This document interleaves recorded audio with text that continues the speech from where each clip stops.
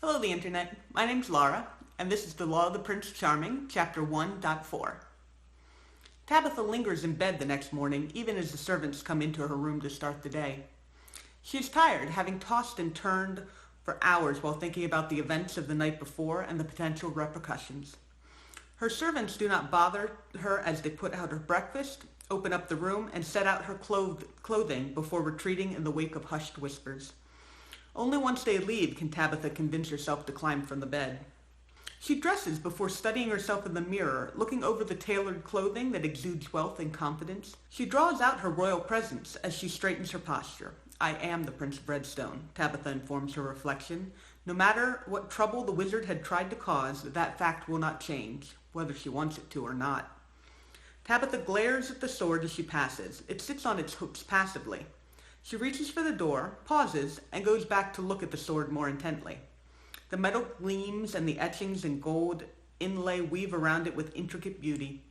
It looks exactly the same as it did the night before. Tabitha reaches for the pommel, and as soon as her hand closes over it, she frowns. There's no pressure against her skin, no sense of more beneath the surface. This is not my sword. Tabitha tightens her grip on the sword and turns violently towards the dungeons. Servants dive out of her way as she storms down the hallway, anger on her face and weapon in hand. Tabitha is halfway down the staircase into the dungeon before she realizes the king and queen are standing at the bottom, speaking with the captain.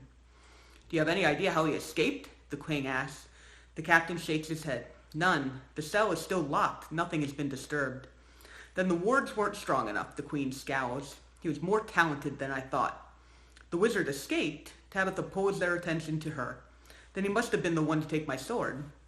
Your sword, the king asks. You mean the one you have in your hand? No, this isn't my sword. It only looks like it. She offers the counterfeit to the king. He takes it, looking it over. It has excellent balance for a decorative piece, but it looks genuine.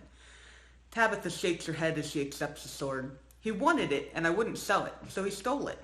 Then you should go retrieve it, the queen says. Tabitha pauses, thinking she did not hear correctly. I should what? This man has obviously insulted you, and through you our kingdom. You should go retrieve the sword. In doing so, you will prove your skill to all of Redstone. My queen, do you think this is appropriate? The king asks. The artifact collector, the wizard, simply took a sword.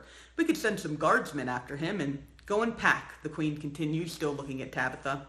I will take care of your traveling supplies. Tabitha bows. Yes, mother. The king looks like he wants to protest, but Tabitha hurries back up the stairs before he can. Her mother is sending her on a quest, just like in her fairy tales. Tabitha is sure that when she brings back the sword, she will finally have proved herself a prince. Back in her room, Tabitha swiftly dons her armor and sword while the other servants pack some spare clothing in a bag. She wraps a cloth around the non-artifact sword and secures it in place before slinging it over her back. She moves eagerly toward the door when a soft glow catches her eye. The stone ram's horn from the day before sits on the dresser. Tabitha picks it up, feeling the familiar pressure against her hand. She tucks it in her pocket before leaving the room. The queen is standing in the entrance of the stables, holding the gelding, who is loaded with full saddlebags. The sight of him comforts her. The queen steps forward, and Tabitha meets the brilliant green eyes that mirror her own. For a moment, she thinks her mother might say something encouraging or show some piece of affection. If you fail, don't bother to return. The queen puts the reins in her hands and walks away without looking back.